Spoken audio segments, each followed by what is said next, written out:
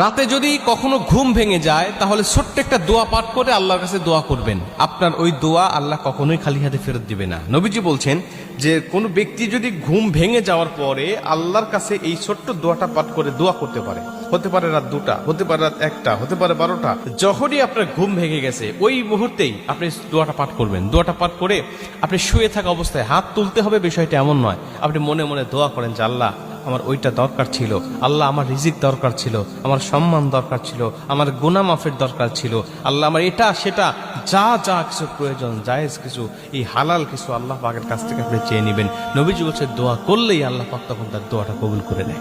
আর আরো ভালো হয় যদি আপনি ঘুম ভেঙে যাওয়ার পরে 2টার সময় আপনার ঘুম ভেঙে গেছে, আপনি উঠে যান, উঠে গিয়ে ওযু করে আপনি 2 রাকাত তাহাজ্জুদ নামাজে দাঁড়িয়ে যান। কারণ নবীজি বলছে যে ওই সময় কিছু চাইলেই আল্লাহ দোয়া কবুল করে। আপনি ঘুম ভেঙে যাওয়ার পরে দোয়াটা করলেন, দোয়াটাও কবুল হয়ে গেল, আর আপনি ওযু করে তাহাজ্জুদ